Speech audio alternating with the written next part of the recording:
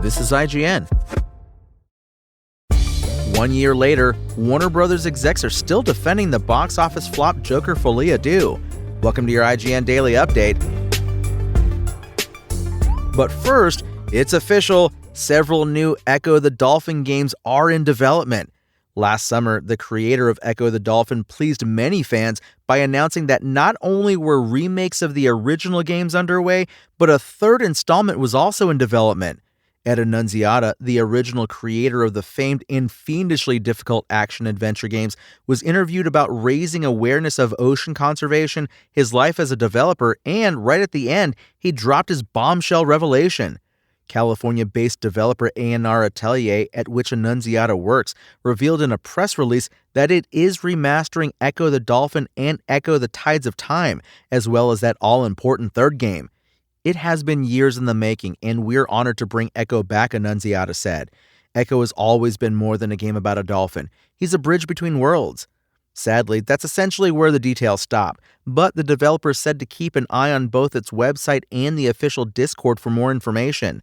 Echo the Dolphin originally launched in 1992 on the Sega Mega Drive and Genesis, and was followed by a sequel, Echo the Tides of Time, in 1994.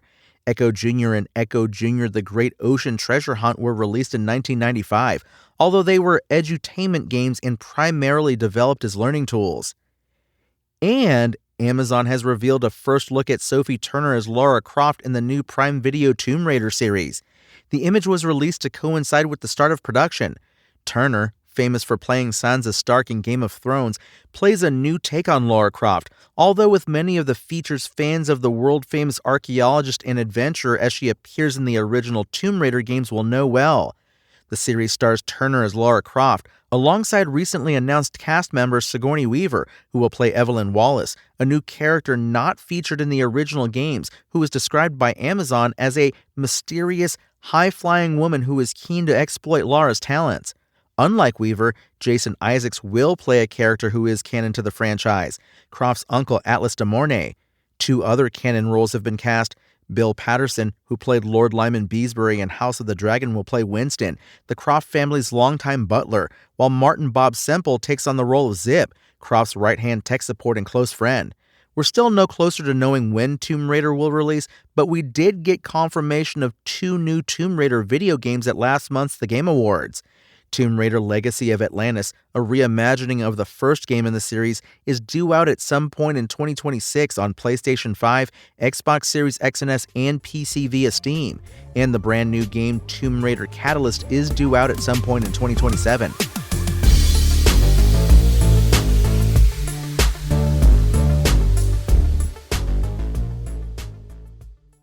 The sequel to Todd Phillips' smash hit Joker, the movie musical known as Joker Folie Deux, was far from the hit the original was, but some people liked it, namely Warner Bros. Heads of film Pamela Abdy and Michael DeLuca, who stand by the 2024 box office flop despite its reception. I really liked the movie. I still do, Abdy told The Wrap in a recent interview alongside DeLuca, who added, "It was really revisionist. It may be that it was too revisionist for a global mainstream audience, but I thought that Todd and his screenwriting partner Scott Silver did the thing that most people making sequels don't do, which is they decided not to repeat themselves. I do give them immense props for not repeating themselves, but it just turned out to not connect with the audience." The negative critical reception and financial failure of the film, which featured returning star Joaquin Phoenix as the Joker and Lady Gaga as Harley Quinn, led to rumors that the two Warner Bros. Execs were potentially going to be ousted from their high-profile positions at the time. The shift in tone from gritty crime drama to introspective courtroom drama jukebox musical didn't resonate with audiences, according to the box office. It amassed $207 million worldwide, which is a far cry from the original's enormous $1 billion box office. Plus, the film had a reported budget of about $200 million, so the gross alone is an easy financial failure before you even take the first film's returns into account. Reviews were wholly negative for the project. IGN said the film wasted its potential at the time of release, and it failed to receive any major awards nominations, unlike its predecessor, which was recognized for 2 Academy Awards out of a solid 9 nominations. However, according to these execs, these incidents come with the territory of their jobs. "You get a veteran's thick skin," DeLuca said. "I've certainly had flops in my history. I've been lucky enough to have hits in my history.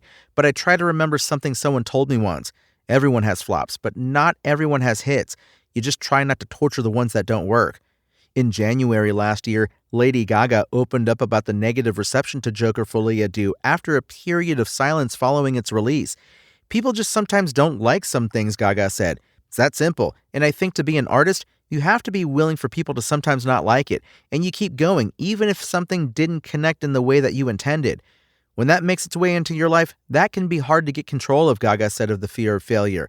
It's part of the mayhem. For more on Joker 2, head over to IGN.com, where you can see why Quentin Tarantino says he loved the sequel and why Hideo Kojima believes the movie's reception will change over time. That's your IGN Daily Update. My name is Tony Jackson, and if you want more news on your favorite games and entertainment topics, make sure to visit us at IGN.com. You can also download our free app on your phone or console and subscribe to our weekly podcasts through the podcast service of your choice.